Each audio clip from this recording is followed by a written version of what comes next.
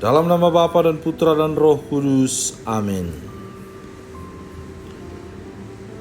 Allah Bapa kami, sabdamu adalah pelita, penuntun langkah kami, dan ober penyuluh jalan kami. Kami ingin membaca dan merenungkan sabdamu, maka bersabdalah ya Tuhan, hambamu mendengarkan. Penuhilah hati kami dengan sabdamu, karena sabdamu adalah kebenaran. Bersihkanlah pikiran kami dari keinginan yang menyesatkan, serta bukalah diri kami agar dapat mendengarkan dan merenungkan serta mewujud nyatakannya dalam kehidupan kami. Demi Kristus Tuhan dan pengantara kami. Amin. Tuhan bersamamu dan bersama rohmu. Inilah Injil suci menurut Lukas. Dimuliakanlah Tuhan. Beberapa waktu kemudian, berangkatlah Maria dan langsung berjalan ke pegunungan menuju sebuah kota di Yehuda. Di situ ia masuk ke rumah Zakaria dan memberi salam kepada Elisabet. Dan ketika Elisabet mendengar salam Maria, melonjaklah anak yang di dalam rahimnya, dan Elisabet pun penuh dengan Roh Kudus. Lalu berseru dengan suara nyaring, "Diberkatilah engkau di antara semua perempuan, dan diberkatilah buah rahimmu. Siapakah aku ini sampai ibu Tuhanku datang mengunjungi aku? Sebab sesungguhnya ketika salammu sampai kepada telingaku, anak yang di dalam rahimku melonjak kegirangan. Dan berbahagialah ia yang telah percaya, sebab apa yang dikatakan kepadanya dari Tuhan akan terlaksana." Demikianlah sabda Tuhan. Terpujilah Kristus.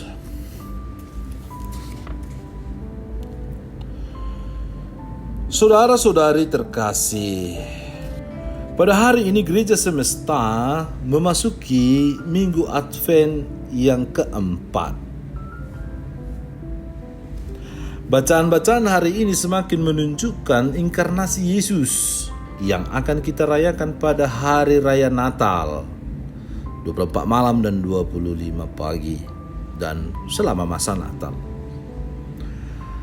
Bacaan pertama dari kitab Mika mencerminkan dan menceritakan tentang nubuat eskatologis dari Nabi Mika tentang Mesias yang akan datang untuk menyelamatkan bangsa Israel. Pewartaan Nabi Mika ini terjadi ketika situasi politik kerajaan Yehuda sedang memanas dan tidak aman. Untuk menghadapi situasi yang tidak aman itu, pemerintah kerajaan membangun banyak benteng pertahanan dari daerah perbatasan sampai daerah pedalaman kerajaan. Akan tetapi usaha untuk membangun benteng pertahanan itu jatuh dalam praktek yang salah. Praktek yang salah itu dilakukan oleh para pejabat tinggi kerajaan yang merampas tanah rakyat-rakyat kecil secara tidak adil. Akhirnya para pejabat hidup dalam kemewahan dan rakyat kecil hidup dalam kesengsaraan. Oleh karena itulah konteks penyelamatan Mesias yang akan datang itu adalah pembebasan bangsa Israel dari ketidakadilan itu dan akan membawa damai sejahtera bagi bangsa Israel kelak. Sementara bacaan kedua juga menunjukkan hal yang sejajar dengan bacaan pertama. Jika bacaan pertama menceritakan tentang Mesias yang akan datang untuk membawa damai sejahtera dan membebaskan bangsa Israel dari dosa, ketertindasan, ketidakadilan, maka bacaan kedua menceritakan tentang Kristus yang datang untuk membebaskan manusia dari dosa dan membawa manusia kepada kekudusan dan keselamatan. Dalam tradisi Yahudi, ketika seseorang berdosa, orang tersebut akan menghantarkan hewan persembahan kepada imam. Hewan itulah yang dikurbankan untuk menjadi sili atas dosa orang tersebut. Akan tetapi, Yesus tidak lagi menggunakan ritual ini untuk menghapuskan dosa manusia. Cara Yesus untuk membebaskan manusia dari dosa adalah dengan mengorbankan dirinya sendiri di kayu salib, sekali untuk selamanya. pelunasan hutang dosa yang luar biasa. Pengorbanan Yesus inilah yang kita rayakan setiap hari Minggu atau setiap hari dalam perayaan-perayaan Ekaristi. Dengan demikian, gereja mengimani bahwa tubuh dan darah Kristus yang kita sambut dalam setiap perayaan Ekaristi itu telah membebaskan kita dari dosa. Di samping membebaskan kita dari dosa, tubuh dan darah Kristus yang kita sambut juga menjadi tanda bahwa kita sudah membawa Kristus dalam diri kita masing-masing. Dengan kata lain, penyambutan tubuh dan darah Kristus dalam perayaan Ekaristi menuntut kita agar selalu menghadirkan Kristus dalam hidup kita. Hal ini ditunjukkan oleh Maria dalam bacaan Injil hari ini. Bacaan Injil hari ini menceritakan tentang Maria yang bergegas mengunjungi Elisabet setelah menerima kabar gembira dari malaikat Tuhan bahwa ia akan mengandung dan ia akan melahirkan seorang anak laki-laki yang diberi nama Yesus, yang kudus dari Allah, yang kerajaannya takkan berkesudahan. Ketika Maria memberi salam kepada Elisabet, anak yang ada di dalam rahim Elisabet melonjak kegirangan dan Elisabet pun penuh dengan Roh Kudus. Peristiwa ini ingin mengatakan bahwa kehadiran Maria membawa sukacita dalam rumah Elisabet. Akan tetapi hal itu bukan semata-mata karena kehadiran Maria, melainkan karena kehadiran Yesus, Mesias, penyelamat yang ada dalam kandungan Maria.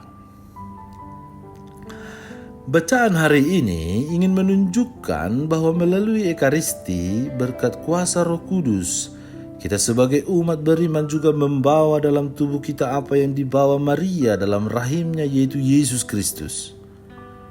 Maria memberi teladan bagi kita supaya kita bergegas membawa kebaikan kepada sesama setelah kita menerima tubuh dan darah Kristus yang kita sambut dalam perayaan Ekaristi.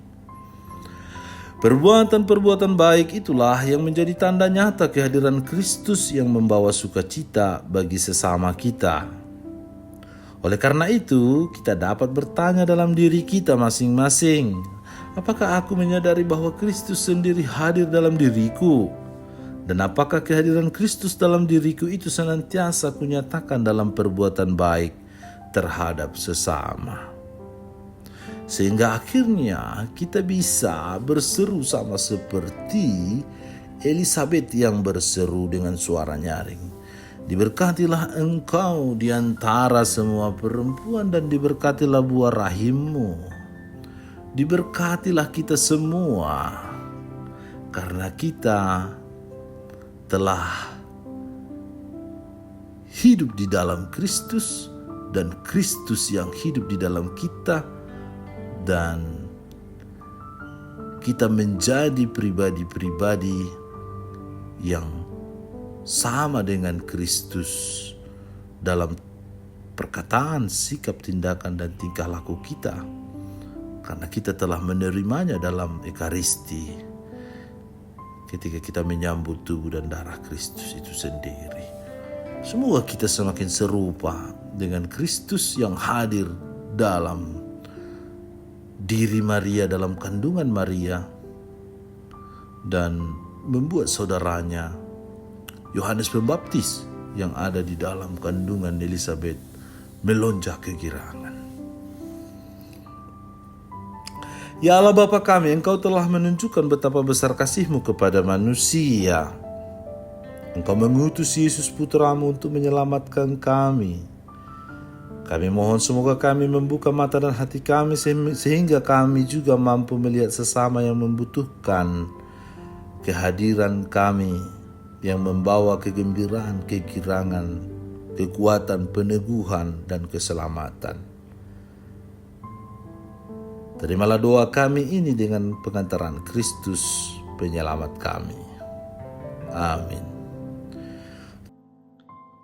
Allah Bapa kami, penuntun kehidupan, Engkau telah menuntun Abraham menuju tanah terjanji. Engkau juga menuntun bangsa Israel menuju tanah Yerusalem melalui tangan Musa. Kini kami umat-Mu keuskupan Padang sedang berjalan bersama dalam sinode kefikepan menuju keselamatan yang Engkau janjikan dalam diri Putramu Yesus Kristus. Tuntunlah peziarahan hidup kami dengan kuasa Roh Kudus-Mu, agar kami tetap tabah, sabar dan setia menghadapi kesulitan dan tantangan hidup. Bimbinglah kami supaya mampu berjalan bersama, saling meneguhkan dalam iman, harapan, dan kasih. Bunda Maria, doakanlah kami putra-putrimu sepanjang sinode kefikepan ini berlangsung. Ya Bapa, Engkau kami sembah dan muliakan, kini dan sepanjang masa. Amin. Tuhan bersamamu dan bersama rohmu. Semoga saudara sekalian dilindungi, dibimbing dan diberkati oleh Allah yang Maha Kuasa, Bapa dan Putra dan Roh Kudus. Amin.